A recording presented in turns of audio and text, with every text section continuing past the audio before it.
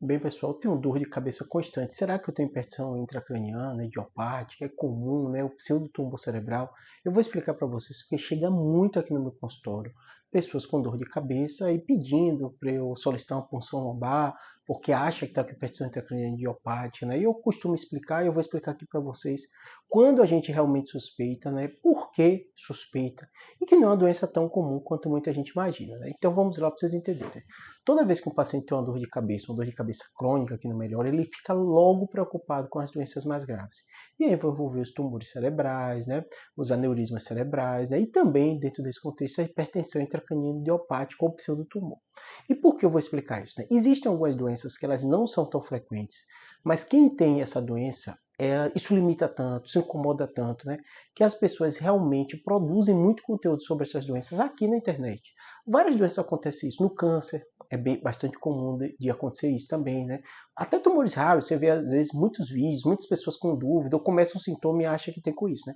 Isso é um efeito natural de doenças que, mesmo não sendo tão frequentes, elas acabam limitando tanto o paciente que ele acaba produzindo e conduzindo, né? Ou preocupando a família, que tem alguém conhecido com isso, as pessoas acham que estão com a doença e procuram muito sobre isso. No caso da hipertensão intracraniana idiopática, ela é uma doença. Não é uma doença tão frequente. É muito mais comum você ter dor de cabeça por cefaleia tensional, por enxaqueca, né? Cefaleia induzida pela medicação, também é comum da gente ver.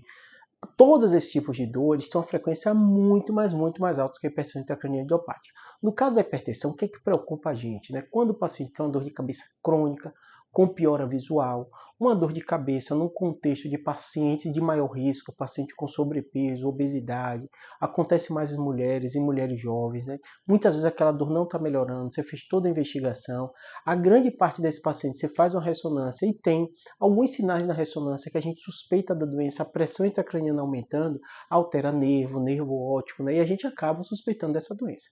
Quando acontece essa suspeita, né, como a gente consegue ajudar a fechar o diagnóstico colhendo o líquido?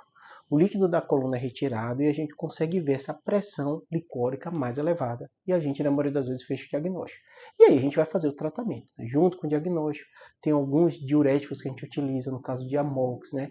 A gente usa muitas vezes topiramato para controle da dor, analgésico também, dá uma série de orientações, inclusive perder peso ajuda bastante, né?